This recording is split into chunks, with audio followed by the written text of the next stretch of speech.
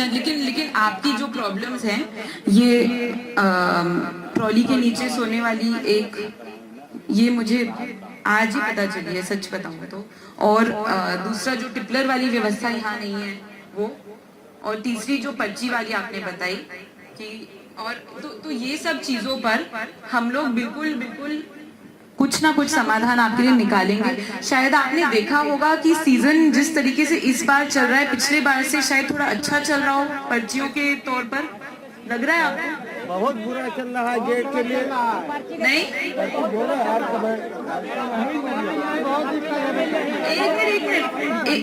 एक मिनट, नहीं, कैलेंडर के हिसाब से पूछ रही हूँ। देखिए, एक मिनट, एक मिनट,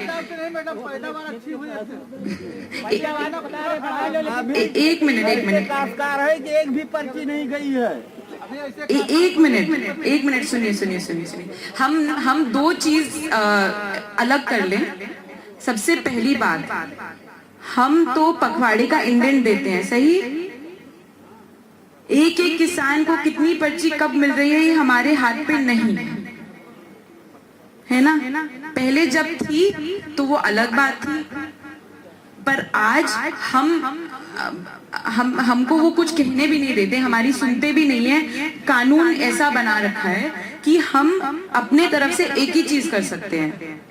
हम जो पखवाड़ा सेंटर पे चल रहा है और जो पखवाड़ा गेट पे चल रहा है, हम उसको बेस्ट जितना साथ चल सके उतना साथ चला सकते हैं। इसके अलावा हमारे हाथ में कुछ भी नहीं है। तो मैं समझ सकती हूँ कि काफी कोई किसान होंगे जिनकी पहली पर्ची भी नहीं लगी होगी या फिर कुछ, बट ये हमारे हाथ में आज के डेट पर नहीं है। अब कानून के हाथ में है, गवर्नमेंट के हाथ में है, सोसाइटी के हाथ में है, तो हम चाह के भी इसमें आपकी बहुत ज्यादा मदद नहीं कर पाते हैं। हम पेमेंट अच्छा कर सकते हैं, हम सेंटर और गेट को साथ चला सकते हैं, ये सब चीजें हमारे हाथ में है।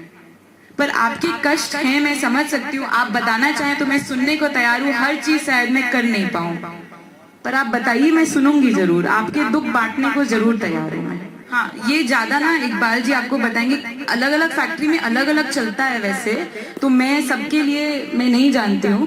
तो ये इकबाल जी आपको बॉन्डिंग और एडिशनल बॉन्डिंग और उपज बढ़ोतरी और पता नहीं क्या क्या यहाँ पे हुआ है कि नहीं हुआ है, तो मैं कुछ बोल दूँ वो गलत निकल जाए, ऐसा नहीं हो सकता। तो इन पर्ची और बॉन्डिंग वाले पॉइंट पे इकबाल जी जो अभी की हमने व्यवस्था कर रखी है वो ये आपको बता सकते हैं। आप लोग को जानना चाहिए। जितना आप जानेंगे उतनी आपकी नॉलेज बढ़ेगी, उतना आप समझेंगे बातों को। ठीक है, तो ये उनको मैं बताने दूंगी। पर मुझसे और कोई बातें और कुछ आप लोग कहना चाहें तो बताइए जरूर।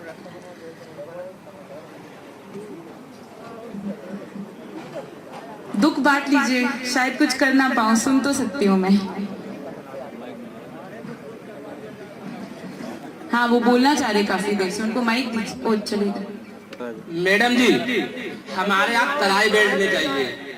सबसे बड़ी प्रॉब्लम ये है कि अभी पेड़ी गन्ना कम से कम किसी के पास 4 टाली, किसी के पास 5 टाली, और सवारी तो भी खड़ी ही है।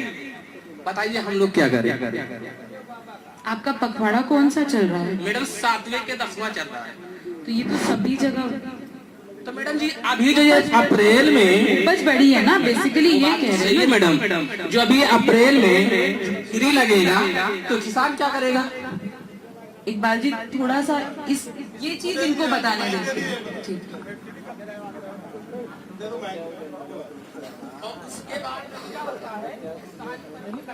जी ये है। देखिए, जिनका बेसिक कोटा एक लेवल पे नहीं है ना, उसको 1 साल 1.5 साल उसको 1-1.5 साल 2 साल तक दिक्कत थोड़ी बहुत नहीं है, बहुत है। एक मिनट रुक जाइए। हाँ, मैं बोल रही हूँ कि बेसिक कोटा जिसका नहीं है, जिसकी उपज बेसिक कोटा से बहुत अधिक आ रही है, समझ लीजिए बेसिक कोटा आपका 300 का ही है, पर आपके पास गन्ना 900 है ना। ये समस्या अगर है तो इसपे आपको 1-2 साल का कष्ट होगा। इसमें जो जिस हिसाब से कानून बना है, हम कानून से ऊपर नहीं है, ठीक है। तो आप लोगों को एंड में जो कष्ट होती है वो 1-2 बार अगर कष्ट हो जाए आपको, और आप उसको किसी तरह झेल के अपनी पर्ची पर ही गन्ना सप्लाई करें, तो पहले साल अगर आपके पास 300 का बेसिक कोटा है पर आपने सप्लाई कर दी 900, तो आपके अगले साल का बेसिक कोटा बन जाएगा 450, सही नहीं, सॉरी 900, हाँ 700 बन जाएगा। फिर अगर आपने 900 सप्लाई कर दी तो फिर ऑलमोस्ट आपका 800 हो जाएगा। फिर इस तरीके से आपकी समस्या हो जाएगी खत्म।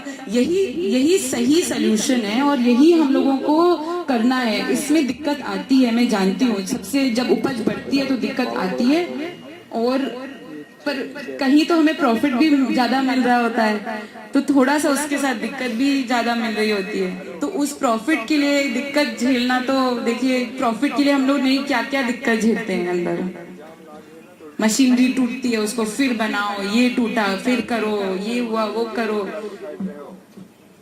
ये सब तो हम अब क्या कहूँ मैं इस पे, आप बताओ, मैं सुनती हूँ।